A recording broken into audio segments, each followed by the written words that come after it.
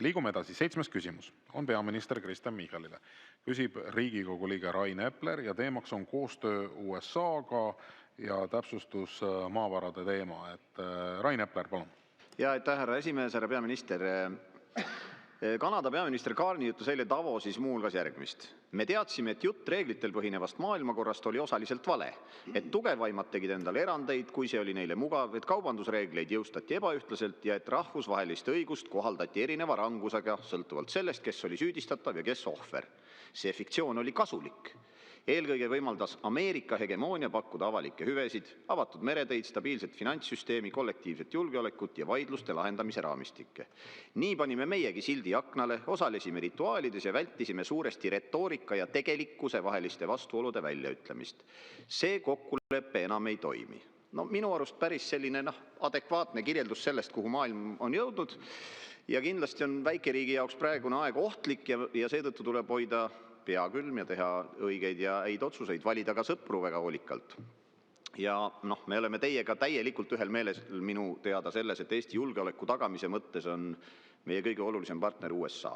Seda olete nii teie ise kui kaitseminister siin välja öelnud ja selles osas meil vaidluse kohta ei ole. Aga selles valguses on oluline meeles pidada, et vastastikune koostöö ei saa ju toimida nii, et me soovime tihedat koostööd kaitsevaldkonnas, aga muudes valdkondades ei pruugi koostöö altid olla. Ja ma jõuan nüüd küsimuseni. Teadaolevalt on Ameerika teinud 7 Euroopa Liidu riigile ettepaneku kahepoolseks koostööks maavarade alal. Ja teada on ka see, et Euroopa Komisjon omakorda nagu survestab riike, et otse Ameerikaga ei räägitaks. Ja minule teadaolevalt peaks Ameerikas veebruari alguses toimuma ka kohtumine siis nende võimalike partneritega. Ja küsimus on lihtne, milline Eesti plaan selle koostöö pakkumise suhtes on? Aitäh! Jaa, aitäh! Mul on hea meel, et konservatiivid, nagu mulle tundub liberaalid ka, ma vaatasin sotsiaalmeedias Mark Carney kõnet kiidavad. Tegemist on liberaalist peaministriga, minu meelest väga nagu hea sõnavõtt ja hea kõne oli. Ma arvan, et ingliskeelne maailm vajab tugevaid liberaalseid liidreid ja ehk teab. Ma arvan, et selle sõnavõtuga ta kindlasti selle vaba maailma vähemalt ingliskeelse osa liidriks kandideerib. Seda esiteks. Teiseks, see sõnavõtu mõte, jah, ma saan aru, et võib-olla me tõlgendame seda erinevalt, et mina siiski julgen tähelepanu juhtida sellele, et Mark Carney kirjeldas, ja üks ma võin tema käest ka küsida, kui ma järgmine kohtun, aga tema kirjeldas ikkagi seda pilti, et väärtuspõhine koostöö nende vahel, kes maailma ühtemoodi näevad ja julgeolekut tahavad tagada ka keskmistel riikidel, aga ka väikestel riikidel, mida meie oleme, on väga vajalik. Ja Eesti oma julgeolekus erinevas partnerluses, muu hulgas näiteks Ukraina aitamises, tahtekoalitsioonis, teeb seda koostööd muu hulgas koos Kanadaga, Euroopa teiste riikidega, Põhjala Balti riikidega, nii et need liitlassuhted on head ja ma arvan, et seesama sõnum, et riikidel, kelle jaoks on põhimõtted olulised, muu hulgas ka näiteks territoriaalne puutumatus, nii Gröönimaal kui Ukrainas ühtemoodi, neil ongi vaja koostööd teha. Ja ütleme nii, et kui te tahate, et ma jõuan, siis ärge lärmake. Nüüd, mis puudutab maavarasid, siis maavaradega Eesti teeb selgeks täpsemalt, millised meie kriitilised toormed on. See on ka avalikkusele teada, seda debatti on ka peetud ja kirjeldatud. Eesti Geoloogiateenistus sellega tegeleb. Kui tahate, võite täpsemalt küsida. Mina omal ajal ministrina käisin, väga huvitav on, käiks ka niisama parlamendiliikmena, majanduskomisjonina. See pilt on väga hea ja huvitav. Aga see kõik on vaja enne selgeks saada. Ja Euroopa Liidu USA vahel, kui te nüüd küsite nende kriitiliste toormete koostöö üle, siis praegu käivadki just need läbirääkimised. Ja kaubanduspoliitika ja kõik, mis puudutab sellist, ütleme, kriitiliste toormete omavahelist arutelu, see on Euroopa Liidu ja USA vaheline. Eesti kindlasti pürib selle poole, et meie oskused selles väärtusahelas, teadmised ja tegevused oleksid võimalikult kõrgel.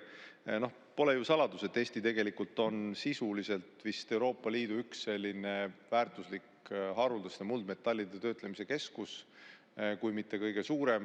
Kanada ettevõte Neo muuseas on ka siin, kes sellega tegeleb püsimagnetitega silmet, nii et meil on päris tugev positsioon selles ja meie teeme seda koostööd nii Euroopas kui kindlasti suhtleme ka Ühendriikidega, et ma ei näe seal kuidagi vastuolu.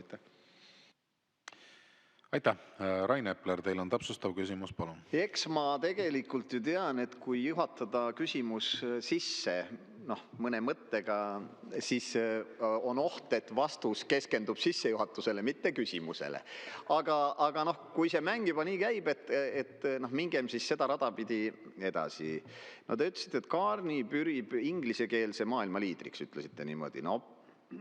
Ma selles mõttes ei ole päris kindel. Kaarni, kes alles väga hiljaaegu ütles krõbedaid sõnu Hiina suunal, nimetades seda väga suureks riskiks ja geopoliitiliseks vastaseks, otsustas siis nüüd pöörde teha ja väga tõsiselt fokusseerida koostööle, suhete soojendamisele Hiinaga.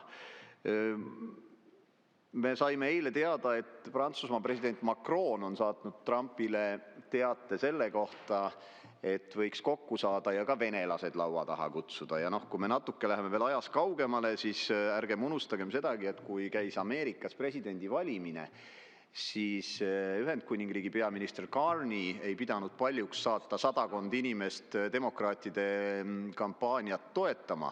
Et selles valguses, ma ütleks, on põhjendatud esitada küsimus, et kes ja kuidas siin nüüd ameeriklastega koos mängivad või ei mängi.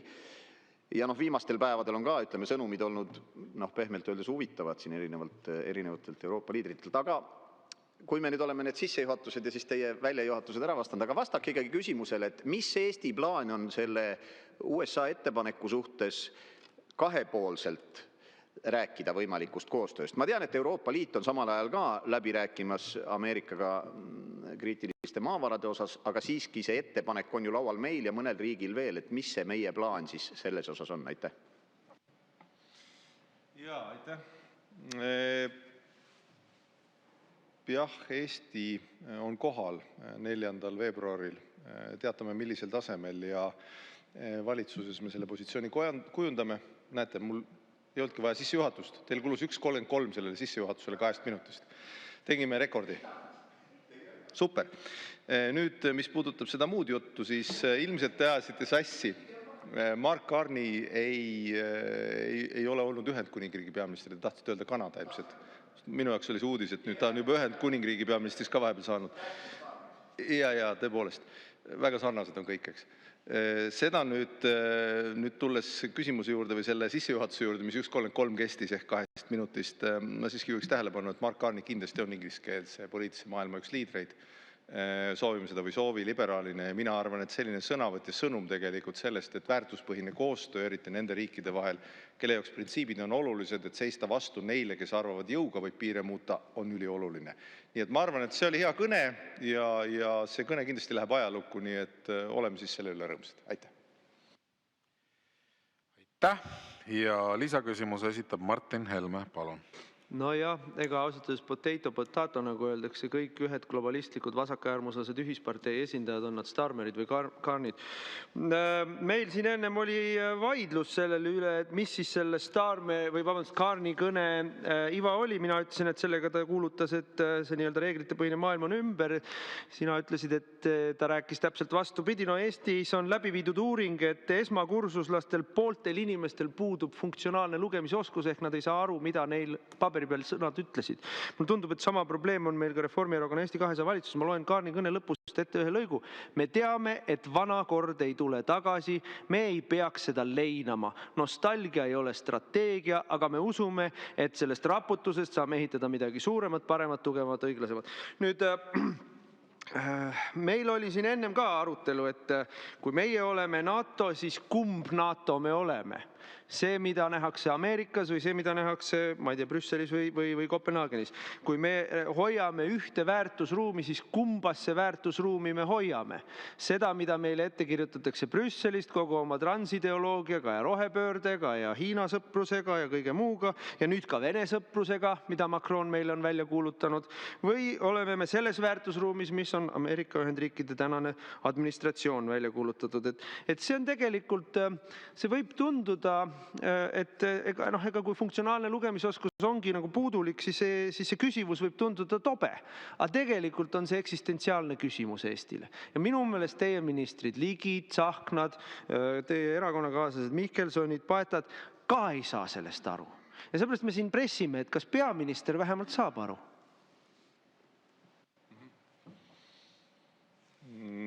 Noh, vaadake, teie lähtute sellesse eelhäälestusse kuidagi hoopis teistmoodi kui mina. Minul jälle erinevalt teist on olnud võimalus vestelda Mark Karniga korduvalt ja ma tean, mida ta ka maailma kirjeldab ja kuidas ta seda näeb.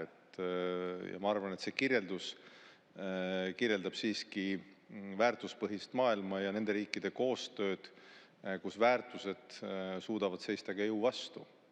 Ja mulle tundub, et teie rõõmustate, et hurraa, lõppemas on maailmakord, kus reeglid kehtisid, kus väärtused omasid mingit tähendust, kus kokkulepped omasid mingit tähendust või rahvusvahelised reeglid. Mina ei rõõmustaks teie selle üle ja Eesti rahva huvides see kindlasti ei ole. Eriti väikse riigi puhul kindel reeglitepärane maailmakord on väga vajalik meie enda turvalisuse tagamiseks, aga ka selleks, et maailm vabalt areneda saaks, maailm õitseks, inimestel oleks arenguks ja tulevikuks kindlus. Nüüd, mis puudutab seda, te üritate luua jälle sellist kontseptuaalset lähenemist, et justkui on nagu mitu NATO-t. Ei ole mitut NATO-t.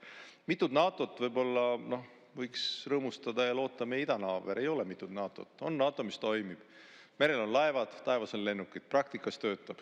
Ja selle teadmise ja selle sõnumi peame ka edastama. Ja kui liitlaste vahel on debatti, siis kõik teised liitlased kindlasti näevad vaeva, et liitlased ühe laua taha tuua. See on ka, ma arvan, meie huvides, kõikide huvides. Ja ütleme nii, et kindlasti ka see plaan, et kui Ühendriigid ütlevad, et muidu ei saa asjad korda, kui me peame üksteisele eskaleerima tariifidega või tollidebatis, Euroopal on sellelegi vastused olemas. Need on väga kallid kõigile. Selles sõjas, tollisõjas omavahel võitjaid ei ole. Nii et seetõttu ma arvan, et kõige parem asjade lahendus on, et kui liitlased on ühel poolel, tagavad reeglitepärase maailma ja me suudame seda hoida. Kui ei suuda, siis selleks meil on regionaalne koostöö, Euroopa Liit ja seesama Mark Karni kirjeldatud riikide koostöö, kes näevad maailma väärtuspõhisena ja suudavad ainult jõuga rääkivatele riikidele vastu seista. Aitäh! Suur tänu! Sellega lõpetame tänase 7. küsimuse käsitlemise.